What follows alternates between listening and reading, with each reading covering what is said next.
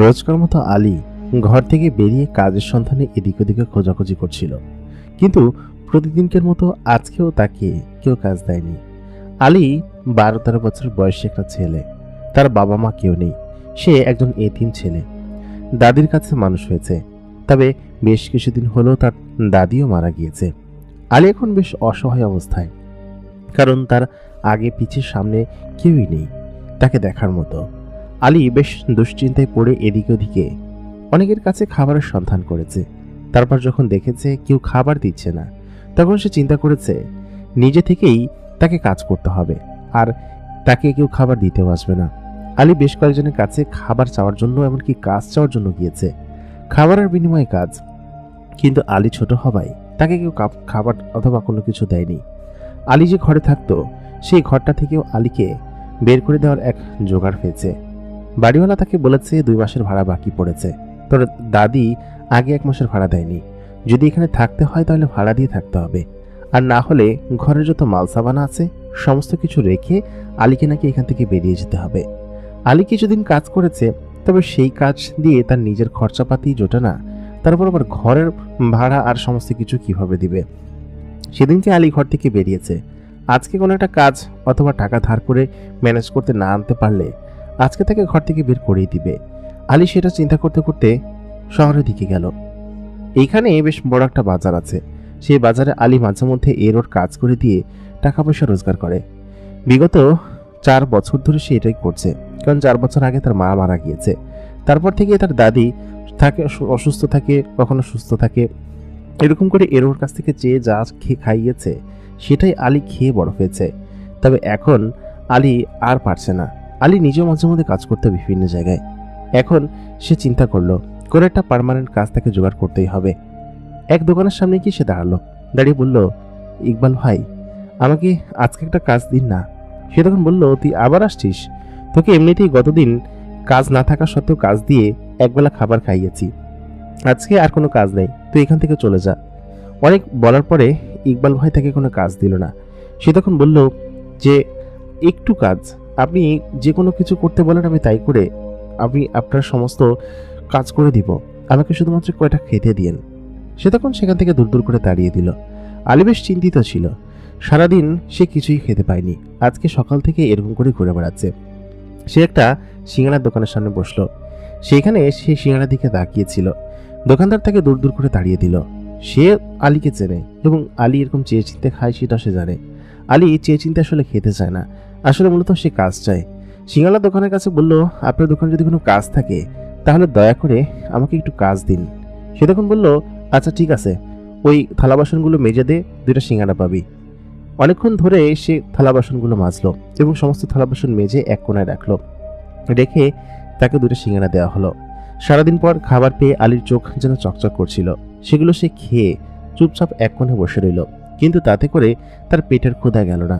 সে সমস্ত খাবার খেয়ে আবার সিঙ্গাড়ার দিকে তাকিয়ে রইল। তবে এখন আর তাকে দেওয়া হবে না, কারণ সে কাজ করেছে, কাজের বিনিময়ে 2টা পেয়েছে। এখন সে কি করবে কিছু ভেবে উঠতে পারছে না।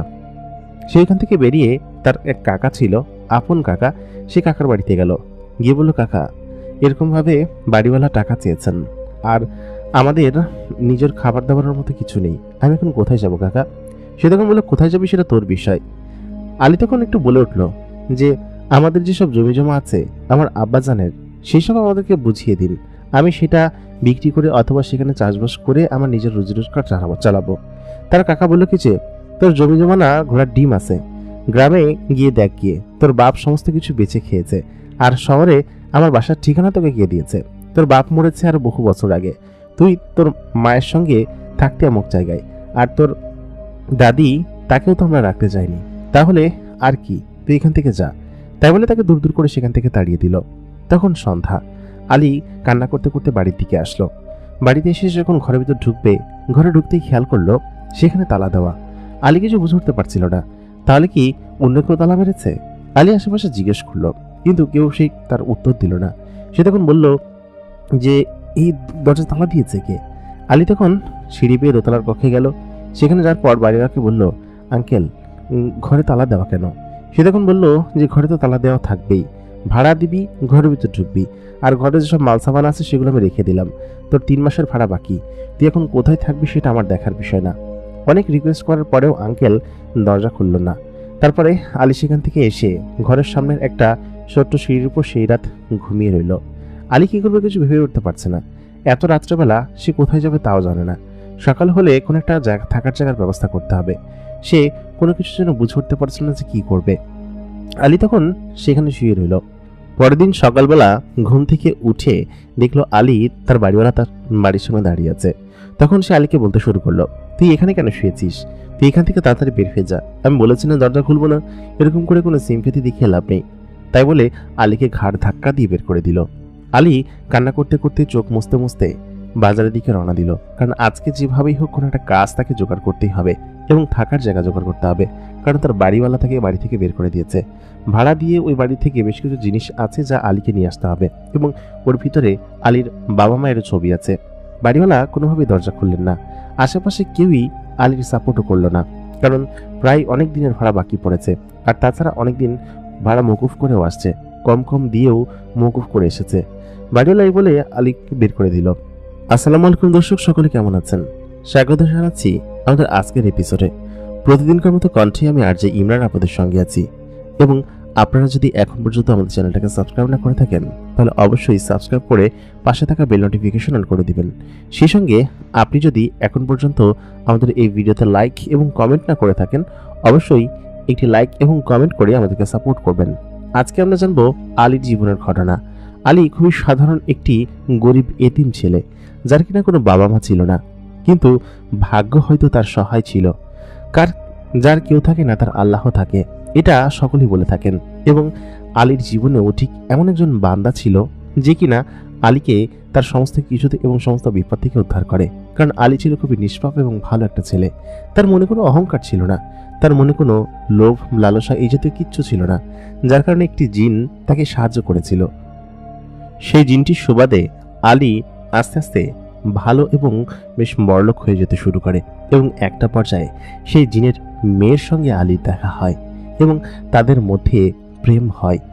কিভাবে আলী সেই জিনটা দেখা পেয়েছিল এবং সেই জিনটি কিভাবে আলীকে সাহায্য করেছিল এবং এরকম দুর্দশাপূর্ণ অবস্থা থেকে সে কিভাবে উত্তরণ হয়ে পরীটার সঙ্গে দেখা করেছিল এবং তাদের মধ্যে ভালোবাসা পেয়েছিল, সেই ঘটনাটি আজকে আমি আপনাদের সঙ্গে শেয়ার করব। সেহেতু এই ভিডিওটা শেষ পর্যন্ত থাকার জন্য অনুরোধ রইল। তাহলে চলুন ভিডিও শুরু করা যাক। ঘর থেকে আলী বের হয়ে তখন সে বাজারের দিকে চলে গেল। তাদের বাড়ি থেকে উপজেলা শহরটা বেশ দূরে নয়, বরং কাছে। আলী সেখানে গিয়ে কোনো একটা দোকানের সামনে বসে রইল। সে আজকে সারাদিন অনেকটা কাজ খুঁজলো, কিন্তু কেউ কাজ দিল না তাকে। খিদের জ্বালায় আলীর মনে হচ্ছিল যে সিজে নিজের মাথা নিজেই ফাটিয়ে দিক, কিন্তু আলী তার কিছু করতে পারবে না। তখন সে কি করলো, দেখলো একটি দোকানের সামনে বেশ কিছু রুটি রাখা, তবে দোকানের মালিক নেই, মালিক সম্ভবত বাইরে গিয়েছে। আলী সঙ্গে সঙ্গেই সেই দোকান থেকে এক খাবলা দিয়ে যে কয়টা রুটি হাতে তোলা যায় সেই কয়টা রুটি নিয়ে সেখান থেকে দৌড় মারল। দোকানদার তাকে দেখেনি, এমনকি কেউ তার পেছনেও আসেনি। আলী চিন্তা করলো যে এইটা দিয়ে সে যদি খেতে পারে তাহলে তার হয়তো অনেক ভালো লাগবে এবং ক্ষুধা মিটবে। আলী সেগুলো নিয়ে একদম ওই বাজারের পেছনের একটি জায়গায় চলে আসলো। তার এত পরিমাণ ক্ষুধা লেগেছিল যে সে সেখান থেকে 2টা রুটি অলরেডি খেয়ে ফেলেছে। বেশ কিছুক্ষণ পর তার চিন্তা হলো, রুটিগুলো যে সে খেয়ে ফেলেছে এটা তো তার জিনিস না, এটা তো চুরি করা জিনিস। তাহলে কি এসব চুরি করে? না না, এটা সে করতে পারে না। তার বাবা মা কখনো তাকে এই শিক্ষা দেয়নি। আলীর মা বেঁচে থাকতে সে পড়াশোনা করতো, মা মারা যাওয়ার পরে তার পড়াশোনা বন্ধ হয়ে গিয়েছে। সে টুকটাক পড়তে বা এগুলো করতে জানে। এমনকি আলী মাদ্রাসায় পড়েছিল বেশ কয়েকদিন এবং সে কোরআন শরীফও পড়তে জানে। আলী এত সমস্ত জ্ঞান নিয়ে চুরি করবে? না না, এটা হতে পারে না। আলী সঙ্গে সঙ্গে সেই রুটিগুলো নিয়ে সেই দোকানের সামনে গেল। একটা রুটি অর্ধেক খাওয়া ছিল। দোকানদারের সামনে দিয়ে বলল কি যে, আমাকে ক্ষমা করবেন, আমি আপনার এখান থেকে কিছু রুটি চুরি করেছিলাম, প্রচন্ড পরিমাণ ক্ষুধা লেগেছিল, এই জন্য আপনি কিছু মনে করবেন না। আপনার এখান থেকে আমি 2.5টা রুটি খেয়ে ফেলেছি, এটার বিনিময়ে আমি কাজ করে আপনার কাজ পুষিয়ে দিতে চাই। লোকটি তখন আলীর কান ধরে বলল, ওরে ছোকরা, তাহলে তুই চুরি করেছিলি? তারপর লোকটি তার হাত থেকে রুটিগুলো কেড়ে নিল এবং বলল, তোর 2.5টা রুটির দাম তো তোকে দিতেই হবে। তাই বলে আলীকে সে মারতে শুরু করলো। বেশ খানিকক্ষণ মারার পর আলী বলল, আমাকে ছেড়ে দিন, আমি সত্যি ইচ্ছে করে করিনি, খুব ক্ষুধা লেগেছিল। তখন সেই লোকটি বলল, তোর জন্য কোনো কাজ নেই, এটাই তোর শাস্তি, তুই রুটি চুরি করছিস, সেটাই তোর শাস্তি। আলী বলল, না না, আপনি আমাকে কিছু কাজ দিন, যাতে করে আমি 2.5টা রুটির ঋণ আপনার শোধ করতে পারি। সে তখন বলল যে, আচ্ছা ঠিক আছে, যা ওই ঘরের পেছনে যা, ওইখানে বেশ কিছু পাতিল আছে, এগুলো ভালো মতো ডলো ডলো পরিষ্কার করবি, একদম যেন চকচক করে। আলী সেই দুস্থ শরীর নিয়ে খুব ক্লান্ত হয়ে সেগুলো কচকচে করে পরিষ্কার করলো, এবং পরিষ্কার করার শেষে আলী তখন বলল, আমি কি এখন যেতে পারি? লোকটা বলল, যা। তাই বলে আলী সেখান থেকে বেরিয়ে আসলো। তার শরীরে এক ফোঁটা শক্তিও বেঁচে ছিল না। তখন এশার আজান দিয়ে ফেলেছে। আলীর শরীরে কালি এবং ময়লা লেগে আছে। আলী যে কি করবে কিছু ভেবে উঠতে পারছে না। তার এত পরিমাণ টায়ার্ড এবং দুর্বল লাগছিল নিজেকে। সে সেখান থেকে হাঁটতে হাঁটতে একটা মসজিদের পাশের একটা জায়গায় গিয়ে শুয়ে পড়ল। মসজিদ তখন বন্ধ হয়ে গিয়েছে, নামাজ পড়া শেষ হয়ে গিয়েছে। আলী সেই মসজিদের গেটের কাছে খুব সুন্দর একটা জায়গা দেখে সেখানে টান টান হয়ে শুয়ে পড়ল, কারণ এইখানে ছাড়া আলীর আর কোনো শোয়ার জায়গা নেই। খুব অদ্ভুত এবং কষ্ট লাগছিল তার। আলী যে কি করবে কিছু ভেবে উঠতে পারছিল না। সে তখন টায়ার্ড ছিল এবং তখন ক্ষুধার্ত ছিল। সে মসজিদের কল থেকে পানি খেয়ে সেখানে শুয়ে পড়ল। কখন যে ঘুমিয়ে পড়েছে আলী বলতে পারবে না, অনেকক্ষণ ঘুমিয়েছে সে। তারপর আচমকা আলী উঠে যখন বসলো, তখন বেশ গভীর রাত। ক্ষুধার জ্বালায় তার ঘুম ভেঙে গিয়েছে, আর যে পরিমাণ পানি খেয়েছে তাতে তার হিসুও পেয়েছে। আলী উঠে যখনই মসজিদের ভিতরে তাকালো, তাকে এসে অবাক হয়ে গেল। দেখলো মসজিদের ভিতরে দুটো আলোকিত বস্তু নামাজ পড়ছেন, এবং তাদের শরীরে জলজল করে আলো জ্বলছে, যেন নূরের মতো আলো, এবং তারা নূর দিয়েই তৈরি, এরকমটাই মনে হচ্ছিল।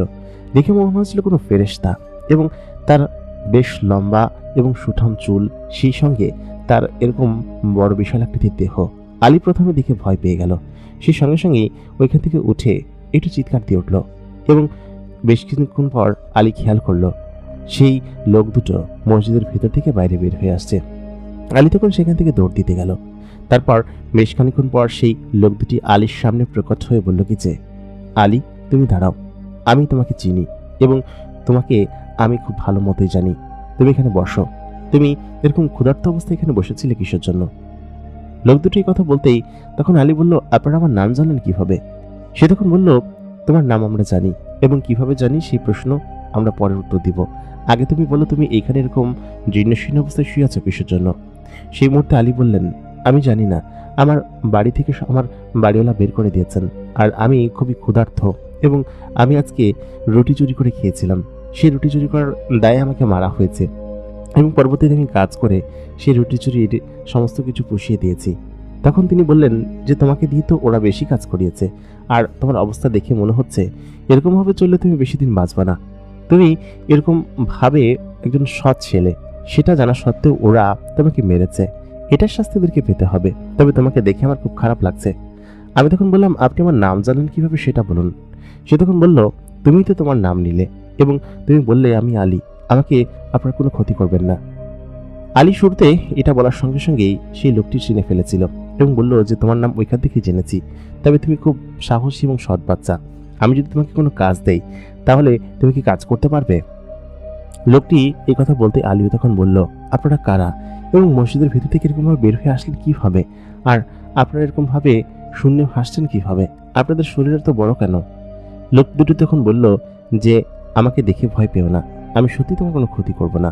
তোমাকে দেখে বেশ ভালো এবং সৎ ছেলে মনে হয়েছে, এবং তুমি একজন মুসলিমও বটে। আমরা জিন, এবং আমরা এই মসজিদে নামাজ পড়ানোর জন্য দাঁড়িয়েছিলাম। আমাদের সঙ্গে আর বেশ কিছু কাফেলার জিন ছিল, তারা নামাজ পড়ানোটি চলে গিয়েছে। আমরা একটু অতিরিক্ত নামাজ পড়ার জন্য এখানে দাঁড়িয়েছিলাম, এবং সেগুলো পরেই আমরা আমাদের কাফেলার সঙ্গে রওনা দিব। আমাদের কাফেলা সামনের একটি জায়গায় অবস্থান করছেন এবং সেখানে বিশ্রাম করছেন। নামাজ পড়ে আমাদেরকে সেখানে যেতে হবে। তখন আলী কিঞ্চিত ভয় পেয়ে বলল কি যে, কি বলছেন? আপনারা জিন? কিন্তু সেটা কিভাবে সম্ভব? জিন আর মানুষের সঙ্গে দেখা দেয় নাকি? লোক দুটি বলল, তুমি বেশ সৎ এবং ভালো একটা ছেলে, এই জন্য তোমাকে আমরা দেখা দিয়েছি। তাছাড়া আমরা মানুষের কাছেও আসি না, মানুষের দুনিয়াতেও আসলেও এরকম নামাজ পড়ার জন্য দাঁড়াই। তাছাড়া আমরা আমাদের পথেই যাতায়াত করি। শোনো আলী, তোমার সমস্ত দুঃখ দুর্দশা দূর হয়ে যাবে। আমি তোমাকে কাজ দিব, এবং সেই কাজগুলো তুমি করে তোমার দুঃখ দুর্দশা তুমি দূর করতে পারবে। তবে আজকে তুমি বাড়ি ফিরে যাও। আমি বললাম যে, আমার বাড়িওয়ালা আমার ঘরে তালাবদ্ধ করে রেখেছে, এবং সেই তালা তিনি খুলছেন না। লোকটি তখন বলল, এই নাও, এর ভিতরে কিছু টাকা আছে, টাকাগুলো তুমি তোমার বাড়িওয়ালাকে দিবে এবং বলবে যে ঘরের দরজা যেন খুলে দিতে, এবং তুমি সেখানেই থাকবে। তোমাকে প্রত্যেক দিন আমি ওইখান থেকে নিয়ে আসবো এবং প্রতিদিন তোমাকে দিয়ে আসবো, এবং তুমি আমাদের হয়ে কাজ করবে, ঠিক আছে? আমি তখন বললাম, জি আচ্ছা ঠিক আছে, আমি আপনাদের হয়ে কাজ করব এবং আপনাদের সমস্ত কাজ আমি করে দিব। তাই বলে সেই থলেটা নিল এবং আলীকে সেই লোকগুলো হাত দিয়ে ধরল। স্পর্শ করার বেশ খানিকক্ষণ পর আলী খেয়াল করলো সে তার বাড়ির সামনে দাঁড়িয়ে আছে। রাত তখন অর্ধেক, বেশ গভীর। এত রাত্রেবেলা আলী নিশ্চয়ই বাড়িওয়ালার কাছে যেতে পারবে না।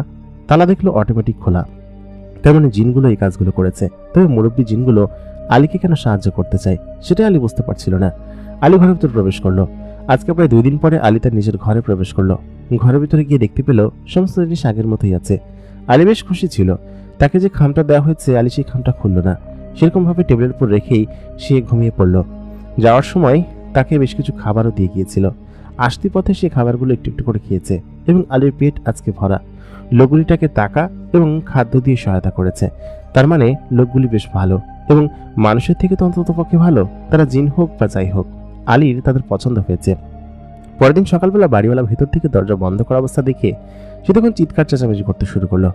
তারপর সে আলীকে বলল যে তুই ঘরের ভিতরে ঢুকেছিস কিভাবে, আর তুই তালা ভেঙেছিস কিসের জন্য? তালাটা নিচে পড়েছিল খোলা অবস্থায়। আলী তখন তাকে বলল, এর ভিতরে আপনার যত ভাড়া বাকি ছিল সমস্ত ভাড়া আছে, আর আগামী দিনের ভাড়াও আছে। আপনি এটা দয়া করে নিয়ে এখান থেকে বিদায় হন, আর আপনার মতো খারাপ মানুষ আমার দরজায় যেন না আসে। তিনি তখন বললেন, আমার বাড়ি? আমি বললাম, খবরদার, আমার বাড়ি বলে চিৎকার করবেন না। আপনার বাড়ি ভাড়া দিয়েছি না, এখন এটা আমার বাড়ি। যতদিন পর্যন্ত আপনি বাড়ির ভাড়া খাবেন ততদিন পর্যন্ত এটা আপনার বাড়ি না, এটা আমার বাড়ি, এবং ভাড়ার মেয়াদ শেষ হওয়ার পরে এটা আপনার বাড়ি হবে, এবং এখান থেকে বিদায় হন। তাই বলে আলী তার চোখের সামনে খট করে দরজা বন্ধ করে দিল। ওইটুকু বাচ্চা এতটুকু বোঝে যে কাকে কিভাবে কথা বলতে হয়, কাকে অপমান করতে হয়, কালো ভালো কথা বলতে হয়। আলী এই কথা বলার পর তখন সেই বাড়িওয়ালা এখান থেকে চলে গেল, এবং আলীর তেজ দেখে বাড়িওয়ালার মনে হচ্ছিল যে আলী নিশ্চয়ই কোনো গুপ্তধনের সন্ধান পেয়েছে। তা না হলে এরকমভাবে এত টাকা রাতারাতি জোগাড় করে নিয়ে আসলো, আবার এরকম চাটাং চাটাং কথাও বলছে। তখন বাড়িওয়ালা এখান থেকে চলে গেল। আলী ঘরের ভিতর ছিল। সে ওই জিন দুটোর অপেক্ষা করছিল, জিনগুলো কখন আসবে এবং তাকে এখান থেকে নিয়ে যাবে এবং তাকে নাকি কাজ দিবে। কিন্তু কি কাজ দিবে সেটাই তো আলী বুঝতে পারছে না। আলী বেশ কিছুক্ষণ সেখানে বসে চিন্তিত ছিল, লোকগুলো কখন আসবে। সারাদিন পেরিয়ে গেল কিন্তু লোকগুলো আসলো না। আলীর কাছে কিছু টাকা অবশিষ্ট ছিল, সে বাইরে থেকে কিছু খাবার কিনে এনে সেগুলো খেয়েছে। তবে সে লোকগুলোর অপেক্ষা করছে কখন তারা আসবেন এবং কখন আলীকে নিয়ে যাবেন। আলী বেশ কিছুক্ষণ সেখানে বসে ঘুমিয়ে পড়ল। তখন প্রায় মাগরিবের আজান হয়ে গিয়েছে। 12-13 বছরের ছোট্ট সেই আলী হঠাৎ করেই সে খেয়াল করলো তার সামনে একটা আলোকিত বস্তু জ্বলজ্বল করে উঠল, এবং সেখানে 2জন জিন ছিল। জিন দুটো আলীকে বলল, চলো আলী। তাই বলে সে জিনের হাত ধরল। হাত ধরার পর একটা অদৃশ্য আলো তার চোখকে যেন সলচে দিচ্ছিল। সে অটোমেটিক্যালি চোখ বন্ধ করে ফেলল। বেশ খানিকক্ষণ পর চোখ খোলার পর আলী খেয়াল করলো বিশাল এক আলিশান বাড়ি। বাড়ির সামনে চারিদিকে ঘেরাও দেওয়া, এবং বাড়ির সামনে ফুল গাছ, ফল গাছ সহ নানান ধরনের জিনিসপাতি আছে। এই জিনিসগুলো আলীর সমস্ত কিছুকে যেন একদম অন্যরকম সুবাসিত করে তুলছিল। আলী তখন বলল, আমাকে কি করতে হবে? তিনি তখন বললেন যে তোমাকে বেশি কিছু করতে হবে না, তুমি চলো, তোমার কাজ আমি বুঝিয়ে দিচ্ছি, সমস্ত কিছুই বুঝিয়ে দিচ্ছি, তুমি ভিতরে চলো। আলী ভিতরে গেল। আলীর গায়ে যে জামার কাপড়টা ছিল সেটা ছিল বেশ নোংরা এবং অপরিষ্কার। আলী তখন বলল যে আপনি আমার কাজ বুঝিয়ে দিন। সে তখন বলল, দিব, তুমি ভিতরে চলো। আলী ভিতরে যাওয়া হলো। থেকে একটা দর্জির রুমের কাছাকাছি নিয়ে যাওয়া হলো। সেখানে একজন জিন বসেছিলেন। জিন লোকটিকে দেখেই বোঝা যাচ্ছিল সে একজন জিন, সে কোনো মানুষ নন। জিনদের কিছু বৈশিষ্ট্য আছে, যেমন তাদের গায়ের রং একদম স্বচ্ছ শ্বেত বর্ণের, এবং সেই সঙ্গে তাদের নাকটা একটু বাঁকা, কানগুলো একদম সোজা এবং লম্বা, মাথাটার গঠন স্বাভাবিক মানুষের মতো নয়, চুলগুলো কিরকম কিরকম যেন, তাদেরকে দেখলেই চেনা যায়। জিনটা তখন আলীর গায়ের মাপ নিল এবং বেশ খানিকক্ষণ পর বলল, যাও, কিছুক্ষণ পর হয়ে যাবে। লোকটি তখন আলীকে নিয়ে চলে গেল অন্য একটা কক্ষে। সেখানে যাওয়ার পর আলীকে বলল, তুমি নিশ্চয়ই কিছু খাওনি, তুমি এখান থেকে কিছু খাবার খেয়ে নাও, টেবিল ভর্তি খাবার আছে, তোমার যা মন চাই তুমি তাই খাও। আলী তখন সেখানে বসে দেখলো পুরো টেবিল ভর্তি শুধু খাবার আর খাবার। এত খাবার তার জীবনে কোনোদিন সে দেখেনি। সে দেখে অবাক হয়ে গেল এবং বলল, কি সুন্দর এবং কি সুন্দর মনোরম পরিবেশ, এটা দেখে আমার খুব ভালো লেগেছে, আমি এই খাবারগুলো খাচ্ছি। আলী তখন সেখান থেকে একটু একটু করে খাবার তুলে খেতে শুরু করলো। এত চমৎকার এবং এত সুন্দর খাবার ছিল যে আলীর মন জুড়িয়ে যাচ্ছিল এবং সে খুব পেট ভরে খাবার খেলো। খাবার খাওয়ার এক শেষে সেই লোকটি আবার আসলেন, এসে বললেন, আলী, তোমার খাবার কি শেষ হয়েছে? আলী বলল, জি শেষ হয়েছে। তারপর আলীকে নিয়ে যাওয়া হলো সেই আবার দর্জির রুমে। সেখানে নিয়ে যাওয়ার পর আলী বলল, এই জামাটা আমার? সে বলল, হ্যাঁ, এটা তুমি পরে নাও এবং তোমার কাজ আমি তোমাকে বুঝিয়ে দিচ্ছি। আলী সেই জামাটা পরে নিল। দেখতে একদম রাজকীয় পোশাকের মতো ছিল এবং তাকে দেখতে একটা রাজপুত্রের মতোই মনে হচ্ছিল। সেই লোকটি তখন আলীকে নিয়ে চলে গেল পাশের কোনার একটা জায়গায় এবং সেখানে একটা রুমের ভিতর সে প্রবেশ করলো। রুমটার ভিতর প্রবেশ করতেই সে দেখল বিরাট এক বাগান টাইপের জায়গা এবং এত সুন্দর বাগান যে সেই ফুলের বাগানটায় আলী যেন সেখানে ঢুকে একদম অবাক হয়ে যাচ্ছিল। কি সুন্দর জায়গা! লোকটি তখন বলল, তোমাকে এই বাগানের দেখভাল করতে হবে। এটি আমার মেয়ের জন্য আমি তৈরি করেছি। তুমি এই বাগানের দেখভাল করে এখানে ফুল ফোটাবে, পারবে না? আলী তখন বলল, জি অবশ্যই পারবো। লোকটি তখন বলল, তোমার কাজ আজকে থেকে শুরু হলো। তুমি এই বাগানের সমস্ত কিছু দেখে শুনে নাও। একজন জিনকে ডাক দিল। হাতের ইশারা ডাক দিতেই জিনটা সে উপস্থিত হলো এবং আলীকে বলল, আসুন, আমি আপনাকে সমস্ত কিছু দেখিয়ে দিচ্ছি। জিনটা এত বড় হওয়া সত্ত্বেও আলীকে আপনি করে বলছে। এদের মধ্যে কত ম্যানার্স রয়েছে। আলী সেটাই দেখতে শুরু করলো। জিনটা আলীকে নিয়ে এদিকে ওদিকে সমস্ত জায়গায় খোঁজাখুঁজি করছে এবং সমস্ত কিছু দেখা দিচ্ছে যে এটাই জায়গা, এটা এরকমভাবে কাজ করতে হবে। কিন্তু আলী কাজ খুঁজে পাচ্ছে না। জিনটা তখন বলল, আপনাকে এটা দেখভাল করতে হবে বলতে এগুলো দেখাশোনা করতে হবে। যদি কোনো ফুল পড়ে যায় অথবা কোনো গাছের কোনো সমস্যা হয়, পরিচর্যা করা, এই জিনিসগুলো করতে হবে। তবে এখানে যে আপনাকে কাজ দিবে এমনটা না, অন্য কোনো যে কাজ দিতে পারে। তবে আপনি একজন মানুষ হয়ে প্রথমবারের মতো এই বাগানে প্রবেশ করলেন। এর আগে এই বাড়িতে কোনো মানুষ প্রবেশ করেনি। আপনাকে নিশ্চয়ই আমাদের এই বাড়িওয়ালা খুব পছন্দ করেছেন। তিনি বেশ ভালো মনের একটা জিন এবং তিনি সকলকে সাহায্য করে। তোমাকে এখানে নিয়ে এসেছে, তাই না? আলী বলল, জি হ্যাঁ, উনি আমাকে বেশ ভালোবাসেন এবং দেখিয়ে বোঝা যাচ্ছে। প্রতিদিনকার মতো বাগানে কাজ করছিলাম আমি এবং কাজ শেষ করে আমি চলে আসতাম আমার নিজের বাড়িতে এবং এরকম করেই আমার সেখানে দিন কাটছিল। আমার সময় বেশ ভালো কাটছিল। জিনটা আমাকে প্রত্যেকদিন ওইখানে দিয়ে আসতো এবং সেখান থেকে নিয়ে আসতো। যে মালিক আমাকে এখানে নিয়ে এসেছিল তার সঙ্গে বেশ কিছুদিন দেখা হয় না, কারণ তিনি মূল প্রাসাদে থাকেন এবং আমাকে এখানে ওই জিনটাই নিয়ে আসেন যে আমাকে কাজে এবং কর্মে রেখেছিল এবং তিনি আমার সমস্ত পরিচর্যা এবং সমস্ত দেখাশোনা করেন। আমার বাড়িওয়ালা আমাকে আচমকা ভয় পেতে শুরু করে, কারণ ভয় পাওয়ারই কথা। তিনি আমাকে আশ্চর্যজনকভাবে দেখেন। মাঝে মধ্যে দেখেন যে আমি আসমানে উড়ে যাচ্ছি, আবার আসমান থেকে নিচে পড়ছি এবং আমার কোনো দিক ঠিক নেই। ঘরের ভিতর থেকে বন্ধ থাকা অবস্থায় আমি ঘর থেকে বের হয়ে যাচ্ছি, ঘরের ভিতরে আটকানো, অথচ আমি ঘরের ভিতরে নেই। এরকমটা উনি অনেকবার দেখেছেন এবং আমি দরজা ভেদ করে ঘরের ভিতরে ঢুকে যাচ্ছি সে জিনটার মাধ্যমে, যার কারণে উনি আমাকে প্রচন্ড পরিমাণ ভয় পেতে শুরু করলেন। ওই বাগানে এরকম করে এবং ওই বাড়িতে প্রায় বছর 2 সময় আমার কেটে গেল। আমার বয়স তখন 15-16 বছর, 16 বছরের একটু বেশি হবে। আমি ওইখান দিয়ে ঘোরাফেরা এবং সমস্ত কিছু করতাম এবং বাগানেই যেন আমার সমস্ত কিছু ছিল। আশেপাশে অনেক কাজ করাতেন আমাদেরকে মাঝে মধ্যে দিয়ে এবং জিনটা বেশ ভালো ছিল। আমার সঙ্গে গল্প করতো, আমার সঙ্গে মজা করতো, সমস্ত কিছু করতো। জিনটা আমার থেকে বয়স অনেক বড় ছিল এবং তিনি সবসময় আমার সঙ্গে হাসি ঠাট্টা তামাশা করতেন। কিন্তু সেদিন বিকেলবেলা, যেদিন আমার জীবন অনেকটা অংশে বদলে যায় এবং আমি প্রথম দেখা পাই সেই মেয়েটির, যে মেয়েটি আমার জীবনের নতুন ফুল ফুটিয়েছিল। আমি তখন বাগানে কিছু নতুন গাছ নিয়ে কাজ করছিলাম। গাছগুলো বেশ সুন্দর এবং খুব উৎফুল্ল। আমি সাধারণত সকাল থেকে দুপুর পর্যন্ত কাজ করি, তারপর আমাকে বাড়িতে দিয়ে আসে। এরপরে আমি কখনো এখানে আর আসিনি। সকাল হলেও অনেক দেরি করে আমি এখানে আসি। মোটামুটি যে টাইমটা আমি এখানে থাকি সেই টাইমটা আমি আজকে একটু দেরি করেই ছিলাম। আমাকে জিনটা বলেছিল যে তুমি চলে যাও, একটু পরে এখানে সকলে বেড়াতে আসবে, প্রাসাদের সকলে। আমি তখন বললাম যে কিছু কাজ বাকি আছে, তুমি যাও তো ভাই, আমি পরে যাব। ওর সঙ্গে আমার বেশ ভালো বন্ধুত্ব সম্পর্ক ছিল। জিনটা আমাকে সব বিষয়ে হেল্প করত, আমাকে নানান জায়গায় ঘুরতে নিয়ে যেত, এমনকি উড়িয়ে উড়িয়ে বিভিন্ন জায়গায় নিয়ে যেত। ওর সঙ্গে আমি বেশ কিছু জায়গায় গিয়েছি। ও বলে যে এগুলো যদি সর্দার জানতে পারে আমার অবস্থা খারাপ আছে, কারণ সে আমাকে শুধুমাত্র এখানে দেওয়া আসা এবং নিয়ে আসার কাজে নিয়োজিত রেখেছে।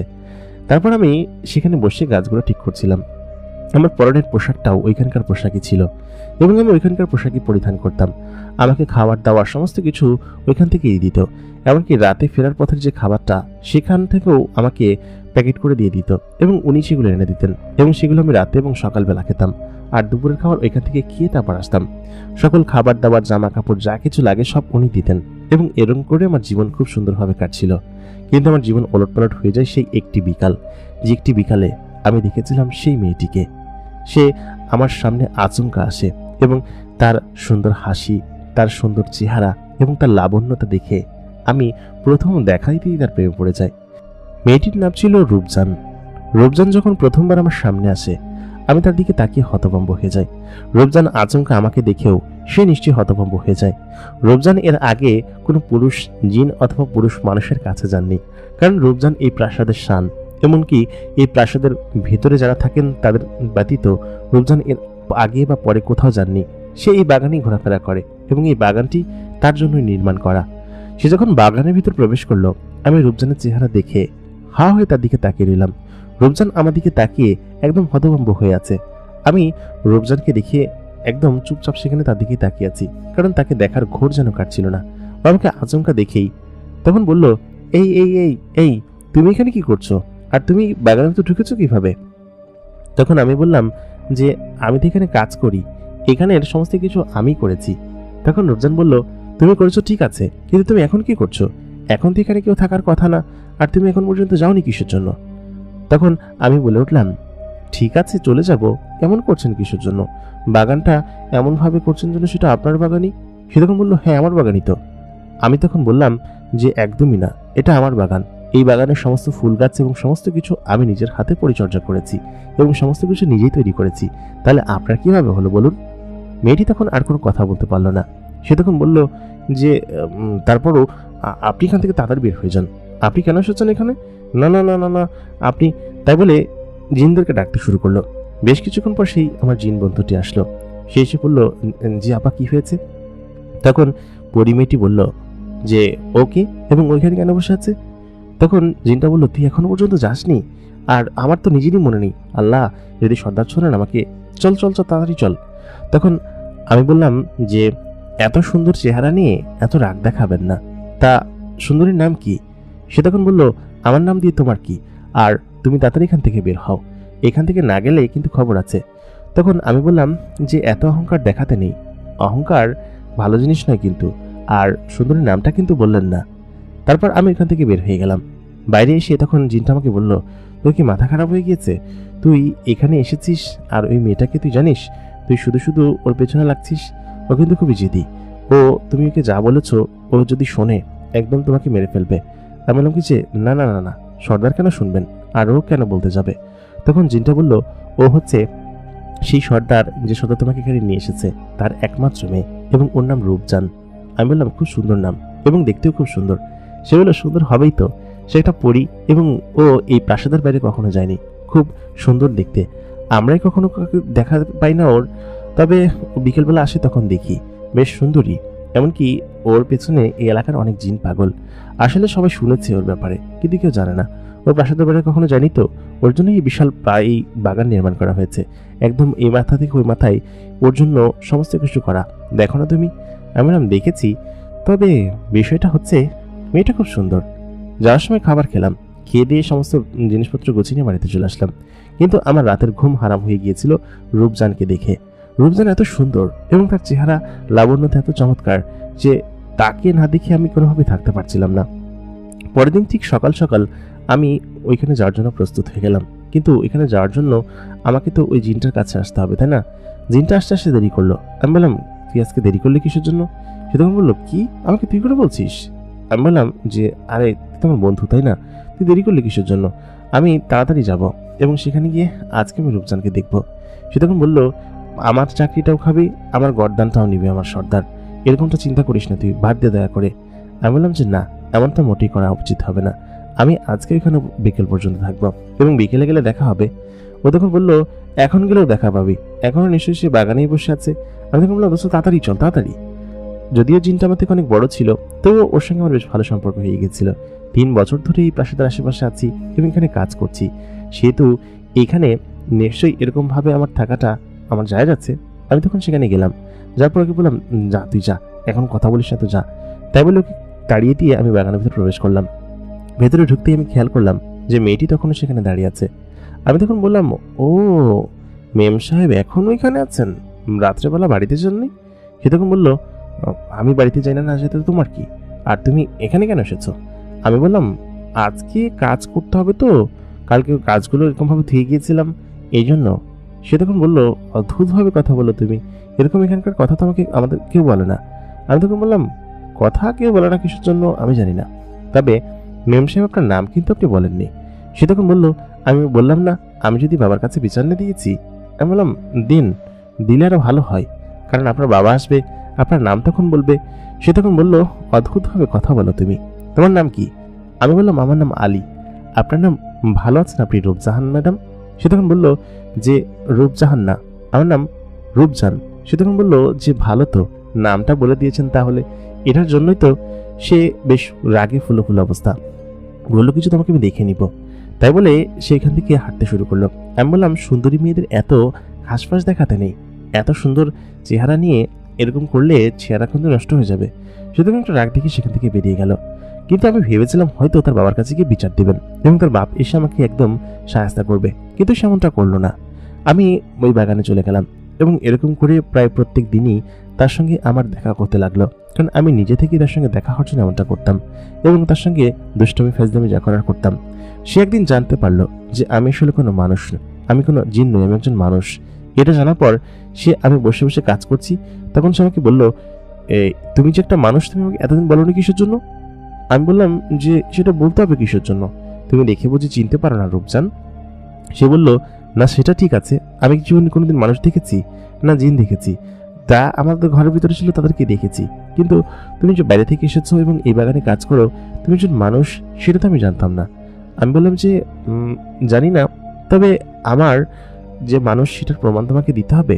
সে তখন বলল, না আসলে বিষয়টা হচ্ছে আমি কখনো মানুষ দেখিনি তো, আর জিন আমাদের বাড়ির আশেপাশে দেখেছি, কিন্তু এর বাইরে গিয়ে কখনো দেখিনি। কিন্তু তুমি একজন মানুষই আমার বাগানে কেন কাজ করছো? আর তোমার গাছগুলো খুব সুন্দর জানো। প্রথমবার সে যেন আমার প্রশংসা করলো। ততদিনে প্রায় 6 মাস পেরিয়ে গিয়েছে। প্রত্যেকদিন তার সঙ্গে দেখা হতো না, দেখা হতো মাঝে মধ্যে সে যখন আসতো, আর প্রত্যেকদিন তো আমি বাগানে বেশিক্ষণ থাকতে পারতাম না। এরকম করে ওর সঙ্গে আমার হাসি ঠাট্টা খুনসুটি করে সময় কাটলো। ও যখন জানতে পারলাম যে কোনো মানুষ নই, মানে আমি কোনো মানুষ এবং জিন নই, তখন ও বেশ অন্যরকম ভাবে আমার সঙ্গে কথা বলা শুরু করলো। বললো, মানুষেরা বেশ ভালো হয় তাই না? আমি মানুষের গল্প শুনেছি অনেক আমার দাদির কাছ থেকে। তিনি বলতেন তিনি নাকি মানুষের জগতে গিয়েছেন, অনেক সুন্দর হয় সেই জায়গা। আমি বললাম, মানুষের জগৎ একদমই সুন্দর হয় না, সেই জগৎটা সব থেকে বাজে এবং বিশ্রী, আমি থেকে থেকে শিখেছি। এই কথা শোনার পর সে তখন বললো, কেন? আমি বললাম, তোমাকে আমি বলতে বাধ্য নই, তুমি যাও এখান থেকে। মেয়েটি ওদিনকের পর থেকে কেন যেন আমার প্রতি একটু বেশি ঝুঁকে পড়লো। সে আমার কাছ থেকে শুনবেই। সে বললো, তুমি বলবে না? দাঁড়াও, আমি বাবার কাছে যদি বিচার না দিচ্ছি। আমি বললাম, কি বলে বিচার দিবে? আমার গল্প শোনার জন্য? সে তখন সেদিনকে ওখান থেকে চলে গেল। 2 দিন আমি গেলাম না, কারণ আমার শরীর খারাপ ছিল। 3 দিনের মাথায় আমি যখন সেখানে উপস্থিত হলাম, সে এসে বলল, তুমি 2 দিন কেন আসনি? আমি বললাম, কেন আসিনি সেটা আমি তোমাকে কেন বলবো, অসুস্থ ছিলাম তাই আসিনি। সে বলল, অসুস্থ ছিলে? আচ্ছা ঠিক আছে, কিন্তু তুমি তাড়াতাড়ি বলো, তোমার ওটা শোনার জন্য আমি 2 দিন ঘুমাতেই পারিনি। তুমি বলো তোমাদের এখানে কি কি হয়, বা তুমি। আমি তখন বললাম, শোনো, মানুষরা ভালো হয় না, মানুষরা প্রচন্ড পরিমাণ খারাপ হয়। এটা কিসের জন্য জানো? কারণ হচ্ছে মানুষের আচার আচরণ স্বভাব এগুলো অন্যান্য জিনদের মতো না। আমি ছোটবেলা থেকে এতিমের মতো বড় হয়েছি। আমি আমার সমস্ত ঘটনা ওকে বললাম এবং শুরু থেকে শেষ পর্যন্ত তার বাবা কিভাবে আমাকে এখানে নিয়ে এসেছে সেই সমস্ত ঘটনা। ওর চোখ বেয়ে তখন ছলছল করে জল পড়তে লাগলো। ও তখন বলল, এরকমটা আমি তো জানতাম না, তুমি এরকম কষ্ট করে বড় হয়েছ। সত্যি কথা, মানুষের কথা শুনে এখন মানুষদের ওদিকে যাওয়ার ইচ্ছা আমার মরে গিয়েছে।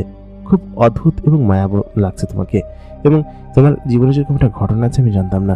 এই জন্যই তোমার বাবা মনে হয় এখানে নিয়ে এসেছে আমাকে, এবং তোমাকে এখানে কাজ করার জন্য এনে এখানে কাজ করো তুমি, তাই না? আমি তখন বললাম, হ্যাঁ। আমার নিজের চোখে তখন ছলছল করে উঠলো। সে তখন বললো, আলী, সত্যি তুমি বেশ ভালো একটা ছেলে এবং তোমাকে আমার বেশ ভালো লেগেছে। এতদিন পর মেয়েটি এই কথা বলল। আমি শুনে যেন আনন্দ হচ্ছিলাম ভিতর থেকে, কিন্তু নিজের চেহারায় সেই জিনিসগুলো দেখালাম না। রূপজান এখান থেকে চলে গেল। আলী ওদিনকে চলে আসলো। আলী তারপর 3-4 দিন পরে আবার সেখানে গেল। যার পর হঠাৎ করে রূপজানের সঙ্গে দেখা হয়ে রূপজান বলল কি যে, আচ্ছা আলী, আজকে আমার সঙ্গে একটা জায়গায় যাবে। আমি বললাম, কোথায় যাবো? ও তখন বললো, তুমি চলো না, গেলে আমার খুব ভালো লাগবে। আমি বললাম যে, তোমার সঙ্গে গেলে তোমার আব্বা হুজুর তিনি রাগ করবেন না? আর কোথায় যাব তোমার সঙ্গে আমি? ও তখন বলল, তুমি চলো তো আমার সঙ্গে, একটা জায়গায় চলো, জায়গাটা তোমার বেশ ভালো লাগবে। আসলে আমি ওইখানে অনেকদিন যাই না, আমার আব্বা হুজুর আমাকে মাঝে মধ্যে নিয়ে যেতেন এবং আমার এখানে কিছু বিশ্বস্ত দূত ছিল, তাকে দিয়ে পাঠাতো। আমি আব্বা হুজুরের কাছে বলেছি আমি আলীকে নিয়ে যাব। আব্বা হুজুর বলেছেন যে নিয়ে যাও। আর আলী নাকি খুব বিশ্বস্ত তার বাবার কাছে, এটাই তো আব্বা হুজুর বলেছেন। শুধু তুমি চলো তো। আমি বললাম যে আছে, বাগানে তো কোনো কাজ আছে, আমি কিভাবে যাব? তখন রূপজান বলল যে তুমি চলো, গেলে আমার খুব ভালো লাগবে। বেশ খানিক্ষণ পর রূপজান এখান থেকে রাগ করে চলে গেল, কারণ তার সঙ্গে তো আমি যাব না। কারণ আমার সর্দার আমাকে না বললে নিশ্চয় আমি এখান থেকে তার সঙ্গে যাব না। আমার যাওয়ার খুব ইচ্ছে, কিন্তু আমি যদি তার সঙ্গে চলে যাই তার কথা শুনে, তাহলে সর্দার নিশ্চয়ই রাগ করবেন। বেশ খানিক্ষণ পর সর্দার সেখানে এসে উপস্থিত হলেন। অনেকদিন পর সর্দারকে সামনে দেখতে পেয়ে আমি তখন বললাম যে আসসালামু আলাইকুম, ভালো আছেন আপনি? তিনি তখন বললেন, কি ব্যাপার আলী, তুমি নাকি আমার মেয়ের কথা শুনোনি? শেখ তো একদম রেগে ফেসে ফুস। তোমার বিচার শুনতে শুনতে এর আগেও কয়েকবার বিচার দিয়েছে, কিন্তু তখন আমি আসিনি। কিন্তু ও এবার কিন্তু তোমাকে নিয়ে ঘুরতে যেতে যাচ্ছে। তার মানে ও কাউকে পছন্দ করেছে। আসলে বিষয়টা হচ্ছে, আমার মেয়েটা প্রাসাদের বাইরে কখনো যেতে চায় না, এই প্রথমবার যাওয়ার আগ্রহ দেখিয়েছে। এতদিন তো আমি নিজেই ওকে জোর করে নিয়ে যেতাম, আর এই পুরো বাগানটা আমি তৈরি করেছিলাম ওর জন্য, যাতে করে ও অন্তত পক্ষে এই জিনিসগুলো এনজয় করতে পারে। ও আসলে ছোটবেলায় একটা ভয় পেয়েছিল। রূপজান তখন ওর বাবাকে থামিয়ে দিয়ে বলল, না বাবা, তুমি ওকে যেতে বলো। তখন সেই সর্দার বললেন কি যে আচ্ছা ঠিক আছে আলী, তুমি এক কাজ করো, ওকে নিয়ে যাও।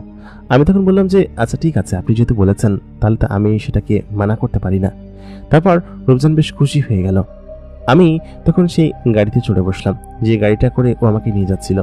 গাড়িটার কোনো চাকা নেই এবং এরকম অদ্ভুত গাড়ি আমি কখনো দেখিনি। বেশ সুন্দর সোফা এবং ভেতরে বেশ আরাম গদিময়। সে ওখানে উঠে বসলো, আমিও তার সঙ্গে সঙ্গে ভিতরে উঠে বসলাম। এত সুন্দর সুগন্ধি ছিল তার শরীরে এবং তার পুরো গাড়ি জুড়ে যে আমি যেন পাগল হয়ে যাচ্ছিলাম। বেশ খানিক্ষণ পর আমি সেখানে বসে এদিক ওদিকে তাকাচ্ছিলাম। তখন রূপজান বলল, কি ব্যাপার, কথা বলছো না যে? আমি বললাম, কি কথা বলবো? তুমি আমাকে নিয়ে যাচ্ছ, তোমার সঙ্গে যাচ্ছি, তবে কোথায় নিয়ে যাচ্ছ বলো তো? সে তখন বলল, তুমি চলো, গেলেই বুঝতে পারবে, এত সুন্দর জায়গা। আমি খুব ছোটবেলায় সেখানে গিয়েছিলাম। মাঝখানে আব্বা হুজুর আমাকে জোর করে নিয়ে যেতেন, সেখানে ঘুরতে নিয়ে যেত, আমরা পিকনিকেও যেতাম। জায়গাটা খুব সুন্দর, গেলে তো আমার ভালো লাগবে। আমি বললাম, যদি সুন্দর জায়গা হয় তাহলে যেতে কোনো সমস্যা নেই, আমি যাচ্ছি, চলো। তারপর সে এই কথা বলতে আমাকে ওই গাড়ি থেকে নামিয়ে বলল কি যে দেখো কত সুন্দর। গাড়িটা বেশ খানিক্ষণ আগে সেখানে ল্যান্ড করেছে। নামতেই আমি সেখান থেকে নিচে পা রাখতেই দেখলাম নিচের ঘাসগুলো একদম মোলায়েম ছিল। সে তখন বললো, এখানে খালি পায়ে হাঁটতে হয়, ঘাসগুলো এত চমৎকার লাগে, শরীরের সঙ্গে একদম কানেক্ট হয়ে যায়। আমি সত্যি আমার পায়ে থাকা জুতাটা খুলে ফেললাম। জুতাটা রাজকীয় জুতা এবং এখানকার খুব সুন্দর জুতা, এটা পরতে আমার খুব ভালো লাগে। আমি ওইটা খুলে হাঁটতে শুরু করলাম। আমি দেখলাম সত্যি ঘাসটা একদম শরীরকে শীতল করে দিচ্ছে। উপর থেকে জ্যোৎস্না আমাদেরকে যেন হাসিয়ে নিয়ে যাচ্ছে। কিন্তু এখানকার রাত কেন? আমি তখন তাকে বললাম। সে তখন বলল, কোথায় রাত? এইখানটার পরিবেশ আমি যে কোনো সময় পরিবর্তন করতে পারি। খুব সুন্দর জায়গা, দেখো, আসমানে ভরা জ্যোৎস্না এবং একপাশে অনেকগুলো তারা একসঙ্গে জটলা পেকে আছে। ও তখন আমাকে বললো, দেখো নিচের দিকে তাকিয়ে। আমি পায়ে নিচের দিকে পাড়া দিতেই দেখলাম ঘাস থেকে নানান ধরনের রং চলছে এবং দূরে খুব সুন্দর বড় পাহাড় দেখা যাচ্ছে, চারিদিকে সুন্দর উপত্যকা এবং এত চমৎকার জায়গায় আমি কখনো দেখিনি। বেশ খানিক্ষণ হাঁটার পর আমি খেয়াল করলাম সামনে বিশাল একটা প্রাসাদ দৃশ্যমান হলো। এত বড় একটা প্রাসাদ এখানে কি করছে সেটা যেন আমি বুঝতে পারছিলাম না। আমি তখন রূপজানকে বললাম, আচ্ছা এটা কোন জায়গায়? ও তখন বলল, এটা হচ্ছে আমার খুব পছন্দের একটা প্রাসাদ, এটা আমার আব্বাজান আমাকে নির্মাণ করে দিয়েছিলেন, আমি এখানে এসে খুব খুশি। তারপর সে বলল কি যে দেখো, এই জায়গাটাই তোমাকে বেশ ভালো মানাবে, দাঁড়াও এখানে। ও সেখানে আমাকে দাঁড়াতে বলল। দাঁড়িয়ে তখন বলল, এই জায়গাটাও আমার আম্মা আমাকে তৈরি করে দিয়েছে, খুব সুন্দর জায়গা তাই না? আমি বললাম, হ্যাঁ ভালো, কিন্তু ও তখন বললো, কিন্তু না। আমাকে প্রাসাদের ভিতরে নিয়ে গেল, ভেতরের বেশ কিছু জায়গা ঘুরে ফিরে দেখালো এবং সমস্ত জায়গা দেখিয়ে ও এত পরিমাণ খুশি এবং আনন্দিত হচ্ছিল। আমি তখন বললাম, জায়গাটা খুব সুন্দর এবং খুব ভালো লাগছে আমার কাছে, এত চমৎকার জায়গা আমি সত্যি কখনো দেখিনি। ও বলল যে হ্যাঁ, এই জায়গাটা আমার আব্বা হুজুর আমার জন্য নির্মাণ করেছেন এবং আমি মাঝে মধ্যে এখানে আসি, কিন্তু আজকের মতো খুশি এর আগে আমি কোনোদিন এখানে আসার পর হয়নি। এখানে আমি আমার জন্মের পরে অসংখ্যবার এসেছি এবং জায়গাটা আমার কাছে খুব ভালো লাগে এবং এত সুন্দর জায়গা আমি সত্যি খুব মিস করি এবং খুব চমৎকার জায়গা। সত্যি কথা বলতে তোমার সঙ্গে এখানে এবার আসতে পেরে আমার খুব আনন্দ লাগছে। আচ্ছা আলী, তুমি কি আমাকে মানুষের জগৎ ঘোরাতে পারবে? যেখানটায় মানুষেরা থাকে আমি সেখানে যেতে চাই। আমি বললাম যে তোমার আব্বা হুজুর যদি কিছু মনে করেন। সে তখন বলল, না, আমি তার কাছে শুনেই যাব এবং কিছু জিনকে সাথে নিয়ে তখন তোমার সঙ্গে ঘুরতে যাব, ঠিক আছে? তুমি আমাকে ঘুরে দেখাবে। আমি বললাম, আচ্ছা ঠিক আছে, তোমার আব্বা হুজুর যদি বলেন তাহলে আমার কোনো আপত্তি নেই। আমি তোমাকে আমার এখানে নিয়ে যাব ঘুরতে এবং আমি এই সমস্ত কিছু তোমাকে ঘুরে দেখাবো। ও তখন বেশ খুশি হয়ে গেল। খুশি হয়ে যাওয়ার এক পর্যায়ে সে তখন বলল যে আমার সাথে একটা ঘটনা ঘটেছিল, তারপর থেকেই আমি না একদম খুশি হতে পারি না। আমি বললাম যে কি ঘটনা? সে বলল, অন্য একদিন বলবো। আমি বললাম যে না, তুমি এখনই বলো। সে তখন বলতে শুরু করলো। সে বলল, আজকে থেকে অনেক আগের বছর আগের ঘটনা, প্রায় 15-20 বছর আগে হবে। তখন তার খুব বেশি বয়স না, সদ্য যুবতী হবে হবে অবস্থা। ওই সময়টাতে তার সঙ্গে একটা ঘটনা ঘটে। একটা জিন তাকে তুলে নিয়ে যায় এবং তুলে নিয়ে গিয়ে তাকে জোর করে হরণ করার চেষ্টা করে। কিন্তু যদিও হরণ করতে পারেনি, তবুও তার মনের মধ্যে একটা ভয় ঢুকে যায় এবং তারপর থেকে অনেক বছর সে অসুস্থ ছিল এবং অসুস্থ থাকার পরে সে সেটা থেকে আর রিকভার করতে পারেনি। এখন তার পুরুষ মানুষ অথবা পুরুষ জিন যে কারো দেখলে ভয় লাগে, কিন্তু একমাত্র আলীকে দেখেই তার কোনো ভয় লাগেনি এবং আলীর কাছে তার মনের সমস্ত কথা যেন খুলে বলতে পারে, এরকম একটা সিচুয়েশন তৈরি হয়েছে। শুরুতে আলীকে দেখে একটু চমকে উঠেছিল, কিন্তু সত্যি কথা বলতে তারপর থেকে তোমাকে দেখে আমার খুব ভালো লাগে। আর এই কথা আমি শুধুমাত্র তাদেরকেই বলি যারা আমার খুব কাছের এবং খুব আপনজন। যেমন আমার কিছু বান্ধবী আছে, ওরাই ঘটনা জানে, আর আমার পরিবারের কিছু লোক জানেন। আমি বললাম যে বাহ, তাহলে আমাকে কেন বললে? সে তখন বললো, তুমি বুঝে নাও। তখন আমি বললাম যে ও আচ্ছা, তুমি আমাকে বেশ ভালো বন্ধু মনে করো, তাই না? আমিও তোমাকে পেয়ে বেশ খুশি, কিন্তু প্রথম দেখায় যে আমি তাকে পছন্দ করে ফেলেছিলাম, এটা তো আমি তাকে আর বলতে পারছি না। ও তখন আমাকে বললো যে তুমি খুব ভালো একটা ছেলে, আমাকে আমার বেশ ভালো লাগে এবং তুমি বুঝে নাও। তাই বলে ওইখান থেকে উঠে আসমানে উড়াল দিয়ে উঠতে উঠতে উপরের দিকে চলে গেল। সে তখন বললো, আলী চলে আসো। এমন তুমি কি পাগল হয়েছো? আমি কি কোনো জিন যে আমি উঠতে পারবো? সে তখন বললো, তুমি আসো তো, তুমি উঠতে পারবে। আমি সঙ্গে সঙ্গেই এখান থেকে লাফ দিয়ে দিলাম। তখন ও উড়ে এসে আমাকে ধরে ফেলে বললো কি যে আমি জানি যে তুমি বললে এখান থেকে লাফ দিয়ে দিবে এবং সেই বিশ্বাস আমার তোমার প্রতি ছিল। সত্যি কথা আলী, আজকে আমি খুব খুশি। ও আমাকে জড়িয়ে ধরে রেখেছে ওর শরীরের সঙ্গে। এই অনুভূতি আমি যেন কোনোভাবেই ব্যক্ত করতে পারবো না। আমি তখন সেখান থেকে ওর সঙ্গে গল্প করতে করতে নিচের দিকে নেমে আসলাম। ও হাঁটতে হাঁটতে সমস্ত কথা আমাকে শোনালো এবং বলল, আজকে আমি খুব আনন্দ করেছি, চলো আমরা প্রাসাদে ফিরে যাই। আমি ওর সঙ্গে প্রাসাদে ফিরে আসলাম। তখন রাত বেশ গভীর হয়ে গিয়েছে। আমি এবং ও বিকেলের দিকে এসেছিলাম এবং এখানে আস্তে আস্তে রাত হয়ে গিয়েছিল এবং এটা ওদের মূল প্রাসাদ থেকে অনেকটা দূরে, এই জন্য এখানে রাত দেখা যাচ্ছিল। আমি এখানে এসে তখন বললাম যে আজকে আমাকে ফিরে যেতে হবে। সে জিনটা কোথায়? তখন সে বলল কিছু, ও তো চলে গিয়েছে, আজকের কাজকর্ম শেষ করে ও চলে গিয়েছে ওর বাড়িতে। তার মানে আজকে আমাকে এখানে থাকতে হবে, এখান থেকে আমি আর যেতে পারবো না। এই জিননগরীতে আমি কখনো রাত কাটাইনি, এই প্রথমবার আজকে আমাকে রাত কাটাতে হবে। ও তখন আমাকে বললো, আলিয়াসকে থেকে যাও, তুমি এই পাশের একটা কক্ষ আছে, ওখানে থাকো। তুমি এর সঙ্গে কথা বলতে আমার খুব ভালো লাগে, আজকে না হয় আমরা গল্প করবো এবং রাত্রে একসঙ্গে খাবো, ঠিক আছে? তারপর ও আমাকে থাকতে বললো। ওইখানে একটা কক্ষে আমি থাকলাম এবং বেশ খানিকক্ষণ পর ওর বাবা এবং একজন দূত আমাকে ডাক দিলেন। আমি নিচে গেলাম। নিচে যাওয়ার পরে সকালে বসে খেতে শুরু করলাম। আজকে রূপজানকে এত খুশি দেখে সে জিন লোকটি বলল কি যে, জানো আলী, আজকে অনেক বছর পর আমার মেয়েটাকে এত খুশি দেখছি। সত্যি কথা বলতে এত খুশি আমি জীবনে দেখিনি এবং আমি যদি আগে জানতাম যে ও তোমার সঙ্গে থাকলে এত খুশি হবে, তাহলে সত্যি কথা আগেই তোমার সঙ্গে আমি দেখা করে দিতাম। এবং তুমি সত্যি একটা ম্যাজিক্যাল ছেলে, তোমার মধ্যে নিশ্চয়ই ম্যাজিকের গুণ আছে। এবং সত্যি কথা বলতে তোমাকে এখানে নিয়ে এসেছিলাম কোনো একটা কাজ দেওয়ার জন্য এবং এই মেয়েকে খুশি করার জন্য এই বাগানটা নির্মাণ করতে দিয়েছিলাম এবং সেটা তুমি করেছো। কিন্তু আমার মেয়ে যে অন্য জায়গায় খুশি হবে সেটা আমি কখনো ভাবতে পারিনি। অনেক বছর পর ওকে আনন্দিত দেখে আমি খুব আনন্দ অনুভব করছি। আমি তখন বললাম যে সবই আল্লাহ তাআলার খেলা এবং আল্লাহ তাআলা না চাইলে হয়তো এত কিছু হতো না। সে তখন বললো, হ্যাঁ, আমরা সকলে আল্লাহর উপর ভরসা রাখি বলে এমনটা হয়। তবে আলী, আমার মেয়ে তোমার সঙ্গে তোমার ওখানে যেতে চাচ্ছে। আমি বিষয়টা অন্যভাবে দেখছি, মানে যদি ওখানে গেলে ওর কোনো ক্ষতি হয়। আমি বললাম যে চাচা যান, আমি থাকতে কোনো ক্ষতি হবে না, আমি ওকে নিয়ে সমস্ত জায়গায় দেখাবো। তাছাড়া আপনি দুজন জিনকে আমাদের সঙ্গে দিয়ে দিবেন, ওরা তোমার সঙ্গে থাকবে, তাই না? ও ঘুরে ফিরে দেখে তারপর চলে আসবে, ঠিক আছে? আমি তখন বললাম যে আমাকে কালকে সকাল সকালে চলে যেতে হবে আর কালকে একটু ছুটি দিতে হবে। কালকে আমি একটু গ্রামের বাড়িতে যাব, আমাদের জমিজমা নিয়ে কিছু সমস্যা আছে, তো আমার চাচারা আমার জমিজমা বুঝিয়ে দিচ্ছেন না এবং ওই জমিজমা আমার দরকার, আমার পৈতৃক জমি তো, সেহেতু তিনি তখন বললেন, ওই জমি জমা নিয়ে তোমাকে চিন্তা করতে হবে না। আর তুমি কালকে এমনিতেই ছুটি নাও, ওই জমির বিষয়ে আমি দেখে নিব এবং কয়েকদিন পরে ওই জমি তোমার হাতে থাকবে। আমি আমার কিছু জিনদেরকে দিয়ে ওইগুলো ঠিক করে দেওয়ার ব্যবস্থা করছি। তারপর আমি বেশ খুশি হয়ে গেলাম। ওই দিন রাত্রেবেলা আমি আমার নিজের কক্ষে এসে শুয়েছিলাম। আমি ঘুমিয়ে পড়লাম। অর্ধেক রাত্রে ঘুম থেকে উঠে দেখি আমার বিছানার পাশে কোনো কিছু জলজল করছে এবং একটা সুঘ্রাণে ভরে গেছে। আমি তখন সঙ্গে সঙ্গে লাফতে উঠে পড়লাম। উঠে বললাম, কে কি এখানে? একেতেই আননোন ঘর, তারপর আমার ঘুম হচ্ছিল না এবং বেশ দামি বিছানা। আমি সঙ্গে সঙ্গে গিয়ে দেখলাম সেখানে রূপবান দাঁড়িয়ে আছে এবং রূপবান বলল কি যে, আমি আলী, তুমি ঘুমিয়ে পড়েছিলে, এই জন্য তোমাকে আমার ডাক দিইনি, তবে এখানে বসে তোমার দেখতে ভালো লাগছিল। আমি বললাম যে মানে কি হয়েছে? ও তখন বললো, আমার না ঘুম আসছে না, আমার খুব অন্যরকম লাগছে, চলো না আমরা বাগানে গিয়ে বসে গল্প করি। আমি এবং ও তখন ওখান থেকে বাগানে চলে আসলাম। বাগানের ওখানে খুব সুন্দর দোলনা আছে, বাগানে বসে খেলাধুলা করছিলাম। আমাদের বয়স তখন বেশি না, আমাদের সমবয়সী হতে হব।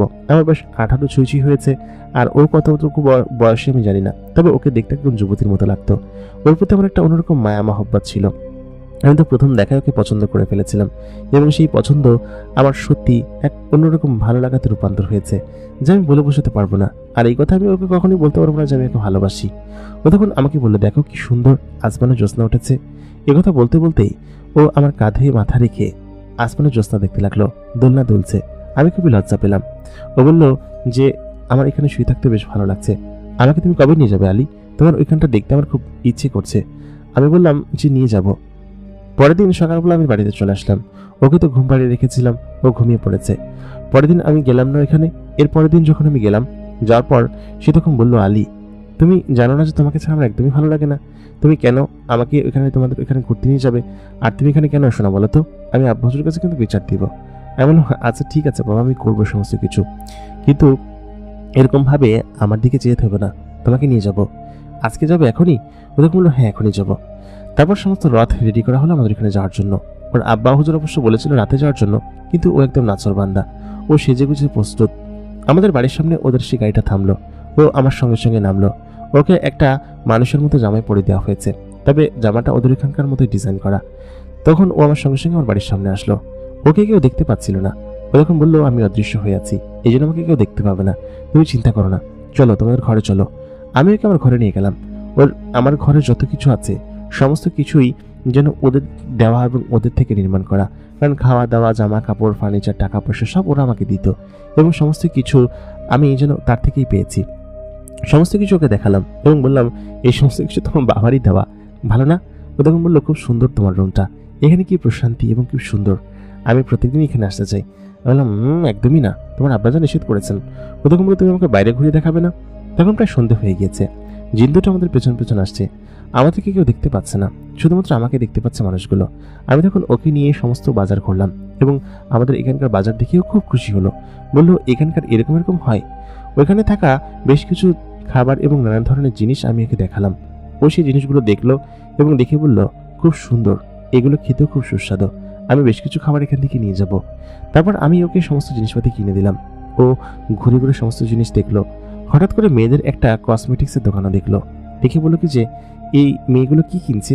আমি তখন বললাম, এই মেয়েগুলো এরকম এরকম এটা কিনছে।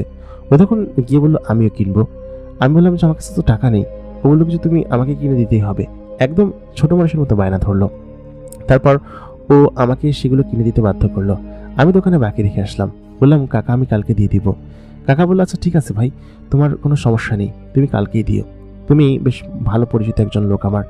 তারপর আমি ওইখান থেকে এক প্রকার নিয়ে ওকে নিয়ে বাড়িতে আসলাম। ও এতগুলো জিনিস এত পরিমাণ খুশি। তারপর ওদিনকে রাত্রে আমাকে সঙ্গে নিয়ে ও ওর বাসায় চলে আসলো। ও সমস্ত জিনিস ওর আব্বা হুজুরকে দেখাতে লাগলো এবং বললো, দেখো আব্বাজান, কি সুন্দর জিনিসপাতি, আমি এত খুশি হয়েছি, একদম হাসি খুশি ছিল। তারপর ও সেই জিনিসগুলো নিয়ে চলে গেল সাজতে। তারপর সেই সর্দার আমাকে দেখে বলল, সত্যি কথা আলী, আমি খুব খুশি হয়েছি, আমার মেয়েটা এত পরিমাণ খুশি, অনেক বছর পর খুশি দেখে আমার খুব আনন্দ লাগছে। ওকে তুমি তোমার সঙ্গে সঙ্গে রাখো, আর তুমি সবসময় এখানে থাকতে পারবে এখন থেকে। আমি বললাম, চাচাজান কি বলছেন? আমার সমস্ত কিছু এখানে, বন্ধু বান্ধব, আত্মীয় স্বজন, পাড়া প্রতিবেশী, এখানে এসে আমি থাকি কিভাবে? আর এখানে সমস্ত জিনেরা। ও তখন বললো যে, আচ্ছা ঠিক আছে, তোমার উপর আমি কোনো প্রেশার দিচ্ছি না, তবে তুমি এখানে আসা বন্ধ করো না কিন্তু। আমার মেয়েটাকে খুশি দেখে আমি খুব আনন্দ অনুভব করছি এবং সত্যি কথা, এটা আমার একটা অন্যরকম প্রশান্তি লাগছে। আমি তখন সেখান থেকে চলে আসলাম এবং বাড়িতে এসে আমি শুয়েছিলাম। রাত তখন বেশ গভীর হয়েছে। খটর খটর শব্দ শুনে আমি বাইরে বের হয়ে আসলাম। ড্রয়িং রুমে এসে দেখি সেখানে সোফার উপর খুব সুন্দর একটি বিড়াল বসে আছে। লাইট জ্বালাতেই আচমকা দেখলাম বিড়ালটা থেকে একটা মানুষে রূপান্তর হয়েছে, কিন্তু সেটা মানুষ নয়, সেটা হচ্ছে রূপজান। রূপজানের সুন্দর চেহারা এবং তার লাবণ্যতা দেখে আমি চিনতে পারলাম সে তার চেহারা খালি করে এসেছে, মানে চেহারায় কোনো নাকাব বা এরকম কোনো কিছু নেই। সাধারণত সে থাকলে চেহারা নাকাব পরে চলাফেরা করে সবসময়। আমি তাকে দেখে অবাক। ঘরোয়া জামা কাপড় পরে সে সেখানে চলে এসেছে। তারপর আমাকে বলতে শুরু করলো যে আলী, তোমাকে ছাড়া কেন যেন আমার ভালো লাগছিল না। আমি ঘর থেকে চলে এসেছি তোমার কাছে। আজকে আমি তোমাদের এখানটা ঘুরবো এবং সবকিছু ঘুরে ঘুরে দেখবো। আমি বললাম, তুমি পাগলামি করছো কেন? তোমার সঙ্গে কোনো জিনকে এনেছো? ও তখন বললো, না, আমি একাই এসেছি। আমি বললাম, বাবা, তুমি একা একা আসা শিখে গিয়েছো? ও তখন জানালো, হ্যাঁ, এবং একা একা ঘোরাফেরা আমার কাছে খুব ভালো লাগে এবং তোমার কাছ থেকেই তো সমস্ত কিছু শিখেছি। আমি তোমার সঙ্গে মিশছি বিগত প্রায় 10 মাস হয়ে গিয়েছে, আর শুরুতে তো তোমার সঙ্গে ঝগড়াই করেছি। আসলে সত্যি কথা বলতে, শুরুতে তোমার সঙ্গে প্রচন্ড পরিমাণ ঝগড়া করতাম এবং তোমাকে বেশ বিরক্ত লাগতো। তুমি এমনভাবে আমার সঙ্গে মিশতে, পায়ে পাড়া দিয়ে ঝগড়া করতে, কিন্তু একটু একটু করতে করতে যে কি হয়ে গেল, সত্যি কথা বলতে আলী, আমি তোমাকে ছাড়া এখন থাকতে পারি না। আমি তোমাকে বলেছিলাম না, আমি আমার কাছের মানুষদের সঙ্গে ছাড়া আর কারো মানুষের সঙ্গে মিশি না, অথবা কোনো জিনিসের সঙ্গে মিশি না। তোমাকে আমার খুব কাছের মনে হয় এবং আমি কেন যেন বাসায় থাকতে পারছি না। এটা কেন হচ্ছে? আমি তখন বললাম, আমি তো যা জানি না। সে তখন আমাকে বলল, এখানে এসে বসো। তোমার রুমের মধ্যে একটা অন্যরকম প্রশান্তি আছে, যা আমার ওই বড় প্রাসাদের মধ্যে নেই। ওইখান থেকে এখানে এসে আমার খুব ভালো লাগছে। আমি তখন বললাম, কেন ভালো লাগছে? সে তখন আমার হাত ধরে বলল, আলী, আমি কেন জানি না তোমাকে ছাড়া এক মুহূর্ত থাকতে পারছিলাম না। এই অনুভূতিটা এর আগে আমার কখনো হয়নি, এবং এটা কিসের অনুভূতি আমি সেটাও বলতে পারবো না। আমি সম্ভবত তোমাকে ভালোবেসে ফেলেছি। আমি তোমাকে ভালোবাসি। এ কথা বলেই আমার দিকে এসে তাকালো। আমি চোখ ছানাবড়া করে তার দিকে তাকিয়ে আছি। এটা কি সত্য কথা নাকি আমি স্বপ্ন দেখছি? এরকম কোনো স্বপ্ন কি হতে পারে? আমি তখন ওকে বললাম, যে কি বলছো, এটা কি কোনো স্বপ্ন? সে সঙ্গে সঙ্গেই আমাকে জড়িয়ে ধরে আমাকে চুমু খেতে শুরু করলো। আমাকে যেন একদম ফেলেই দিচ্ছিল। সোফার সঙ্গে আমাকে চেপটে ধরে আমার ঠোঁটে ঠোঁট রেখে চুমু খেতে লাগলো। বলল, এই অনুভূতি কিসের আমি জানি না, তবে আমার খুব ইচ্ছে হচ্ছে তোমার ওই ঠোঁটটাই স্পর্শ করি। আমার এই ঠোঁট, এই নরম ঠোঁটের স্পর্শ তোমাকে দেই। এটা কেন আমি জানি না, এবং তোমাকে আমি সত্যিই ভালোবেসে ফেলেছি। আমি তখন বললাম, তুমি কি বলছো? তুমি এত বড় একটা সম্রাট এবং এত বড় একটা সর্দারের মেয়ে, তাও আবার জিনের মেয়ে, আমি তোমাকে কিভাবে ভালোবাসতে পারি? সে তখন বলল, আমি জানি আলী, তুমি আমাকে ভালোবাসো, তুমি মিথ্যা কথা বলো না। আমি বললাম যে, হ্যাঁ, আমি তোমাকে ভালোবাসি। সে তখন বললো, তাহলে তাহলে আর কোনো কিছু করার নেই। এখন থেকে আমি তোমার সঙ্গেই থাকবো এবং এখানেই যে এসে বসলাম, আর এখান থেকে যাব না, আমি এখানেই থাকবো তোমার সঙ্গে। আমি বললাম, পাগল, তোমার আব্বাজান দেখলেন একদম, আর আমাদের বয়সই বা কত? ও তখন বললো, আমার বয়স 46 বছর। কত মানে? আমি তখন অবাক বললাম, কি 46 বছর? কিন্তু কিভাবে? ও তখন বললো, শোনো, তোমাদের জিনেদের বয়স আর আমাদের বয়স এক হয় না, আমরা আলাদা, এবং তোমার বয়স যা আমার বয়সও তাই, এরকম একদম সেম এজে আমরা। সেহেতু তুমি এই কথা বলবা না। আমি তোমাকে ভালোবাসি, এটাই হচ্ছে সব থেকে বড় কথা। ও তখন আমার কোলে মাথা রাখলো। মাথাটা কি বললো, আমার চুলে হাত বুলিয়ে দাও, তোমার এখানে শুয়ে থাকতে আমার খুব ভালো লাগে। তারপর ওর সঙ্গে এখানে শুয়ে থাকলাম এবং শুয়ে গল্প করলাম এবং চুলে হাত বুলিয়ে দিতে লাগলাম। ও সারা রাত ভরে আমার এখানে বসে গল্প করলো এবং বলল যে, এখন আমি ঘুমাবো, আমাকে ঘুম পাড়িয়ে দাও। আমি বললাম, তুমি তোমার রুমে গিয়ে ঘুমাও না, এখানে ঘুমালে তোমাকে দিয়ে আসবো কিভাবে? তখন বললো যে, আমি উঠে এমনি চলে যাব, তুমি শোতো। তারপর ওর পাশে আমাকে শুতে বাধ্য করলো। আমি শুয়ে রইলাম। বেশ খানিক্ষণ পর ওর মাথা আমার হাতের উপর রেখে বলল, তুমি এরকম ভাবে শো। তারপর আমি যে কখন ঘুমিয়ে পড়েছি বলতে পারবো না। ঘুম ভেঙেছে বাইরের ঠকর ঠকর শব্দে। উঠে দেখি ও এখানে নেই, ও চলে গিয়েছে নিশ্চয়ই সকালে উঠি। আমি তখন উঠে দেখলাম আমাদের বাড়িওয়ালা, সে ভাড়া চাওয়ার জন্য এসেছে। আমি তখন বললাম, কি আমার ভাড়া কি সময় মতো দেওয়া হয় না? অ্যাডভান্স ভাড়া দিয়ে তাও ভালো লাগে না, তাই না? ও তখন বললো, না বাবা, আসলে মূলত আমার কিছু টাকার দরকার ছিল, খুব বিপদে পড়েছি, তো তুমি যদি কিছু সাহায্য করতে। আমি তখন আলমারি থেকে কিছু টাকা এনে দিয়ে বললাম, এখান থেকে ফুটেন যান। সে তখন বললো যে, বাবা, তোমার সঙ্গে যা করেছি মাফ করে দিও, আসলে আমি ইচ্ছা করে করিনি। তখন টাকা পয়সা ছিল, ক্ষমতা ছিল, তোমার সঙ্গে এই সমস্ত জিনিস করেছি। আসলে আমি খুব কষ্টে আছি। আমার বড় মেয়েটার বিয়ে দিয়েছি, তার সংসার টেকেনি। আমারও খুব জটিল একটা রোগ ধরা পড়েছে। টাকা নিয়ে বেশ মুসিবতে আছি। আর এই বাড়িটাও সম্ভবত বিক্রি করে দিতে হবে। আসলেই মানুষের সময় কখন বদলায়। আমার তাকে দেখে বেশ মায়া হলো। আমি বললাম, আঙ্কেল আপনি চিন্তা করবেন না, আপনি সুস্থ হয়ে যাবেন। আঙ্কেল তখন আমাকে জড়িয়ে ধরে কেঁদে ফেললো। বলল, সত্যি তুমি একটা ভালো ছেলে, তোমাকে সেদিন রাতে বের করে দেওয়া আমার উচিত হয়নি। তারপরে আমি চিন্তা করেছি, সত্যি কথা আমি একজন খারাপ লোক, তাই না? এই জন্য আল্লাহ আমাকে শাস্তি দিয়েছেন। আমি তখন বললাম, আঙ্কেল একদমই না, আপনি বেশ ভালো একজন লোক। এই কথা পেছনে দাঁড়িয়ে তখন রূপজান দেখছিল এবং দেখে আমাকে পেছন থেকে সে জড়িয়ে ধরলো। বলল, সত্যি তুমি ভালো এবং এই জন্য তোমাকে এত বেশি ভালোবাসি। আমি বললাম, তুমি যাওনি? ও তখন বললো, আমি ওয়াশরুমে গিয়েছিলাম, এসে দেখি তুমি নেই, আমি তোমার এখান থেকে একদমই যাব না। তারপর ও এখানেই থাকতে শুরু করলো। প্রায় দুপুর পর্যন্ত এখানে ছিল। দুপুরের দিকে এসে ওই জিনটা আমাকে নিয়ে যায়। জিনটা এসে দেখে রূপজান আমার ঘরের সোফায় বসে আছে। ওই জিন এসে বলল, এই আলী, রূপজান এখানে কি করছে? তখন আমি ওকে বললাম যে, তোমাদের ম্যাডাম আমার প্রেমে হাবুডুবু খাচ্ছে, এখান থেকে এসে মোটেই যাচ্ছে না। তখন ও বললো কি বলছিস তুই? ওইটা যদি সর্দার জানে তখন কি হবে? রূপজান তখন বলল, জানলে জানো, তাতে কি হবে? কিছুই হবে না, আমি ওকে ভালোবাসি, সেটাই বড় কথা। তারপর এরকম করে প্রত্যেক দিন আমার সঙ্গে দেখা করতে আসতে লাগলো এবং আমিও ওকে প্রত্যেক দিন জড়িয়ে ধরে শুয়ে থাকতাম। এত পরিমাণ আনন্দ লাগতো আমার যা আমি বলে বোঝাতে পারবো না। এরকম করে মাঝখানে 5টি বছর কিভাবে কেটে গেল আমি নিজেও জানি না। 5 বছর ও প্রত্যেকদিন নিয়মিত আমার সঙ্গে গোপনে এখানে এসে দেখা করতো, আমার সঙ্গে থাকতো এবং ও নাকি আমার সঙ্গে না থাকলে ঘুম হতো না। আমি এবং ও তখন পরিপূর্ণ যুবক যুবতী। আমার বয়স তখন পুরোপুরি 23-24 বছর হয়েছে। একদিন রাতের বেলা আমি ওদের বাগানের ওইখানে কাজ সম্পন্ন করে আমি বাড়ি ফিরছিলাম। সেদিন ও আমাকে টান দিয়ে আচমকা ওর নিজের কক্ষে নিয়ে গেল এবং সেখানে নিয়ে গিয়ে বলল কি যে, আলী, আজকে তুমি আমার সঙ্গে এখানে থাকবে, আর কতদিন তোমার ওখানে যাব?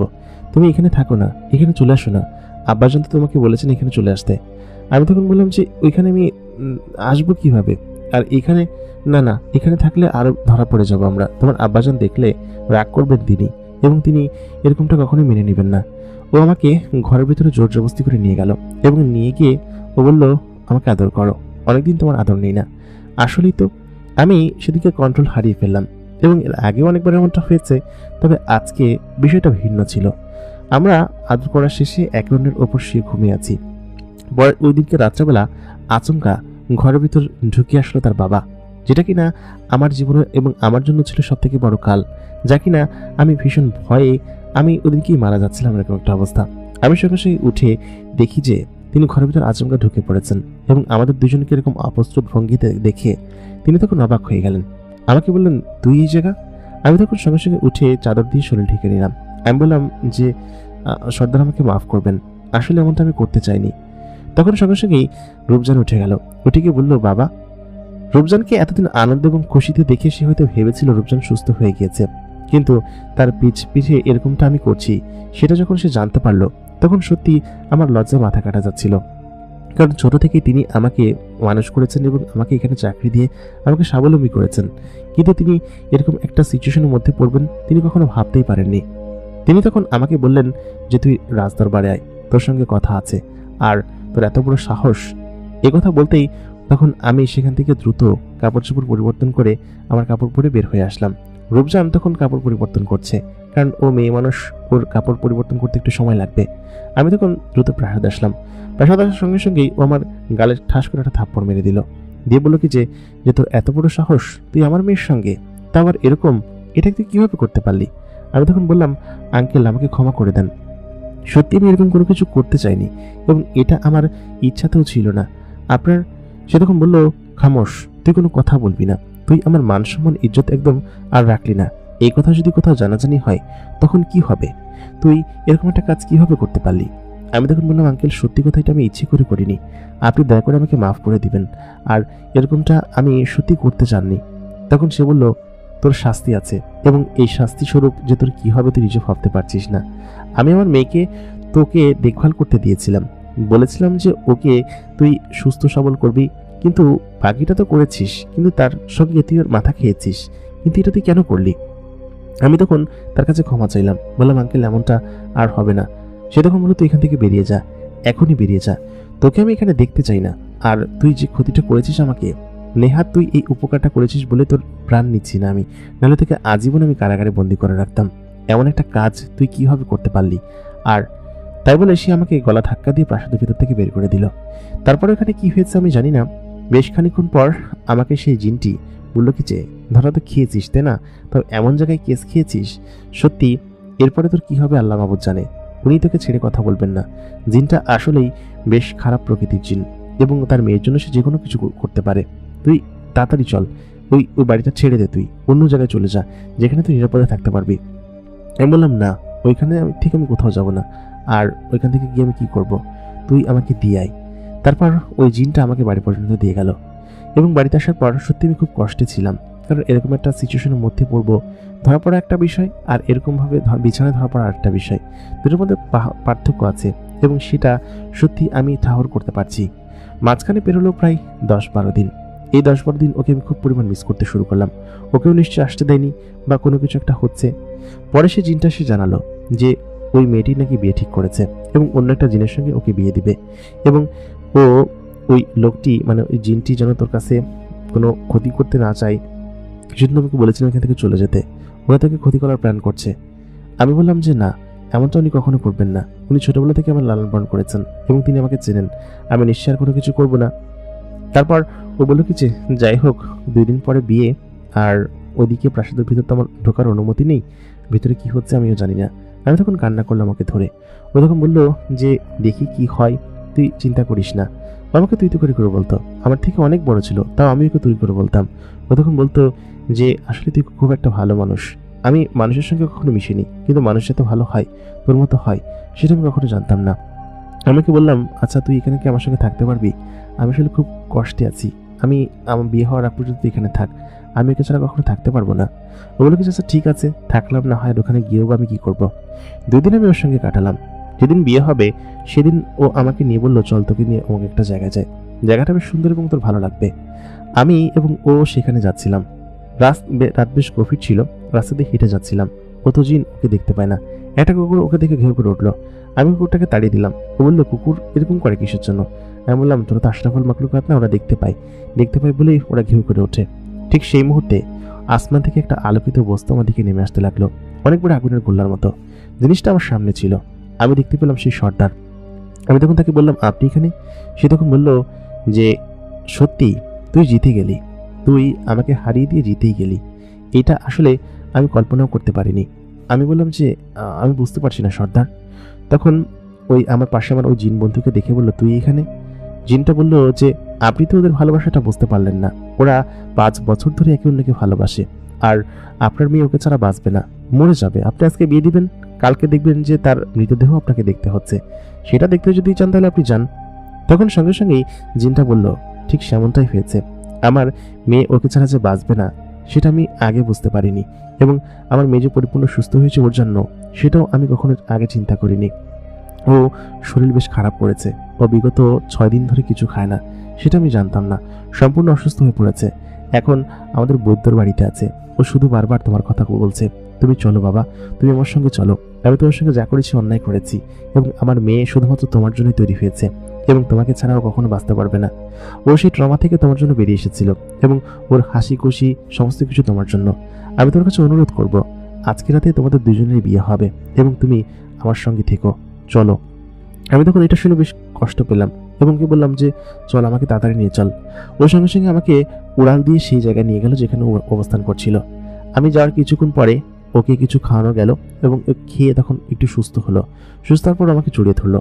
আব্বাজানকে ও খুব জড়িয়ে ধরে বলছিল যে আব্বাজান আমি ওকে খুব ভালোবাসি, আমাকে ওকে থেকে আলাদা করবেন না, আমি মরে যাব এবং আমি সত্যি কোনোদিন বেঁচে উঠতে পারবো না।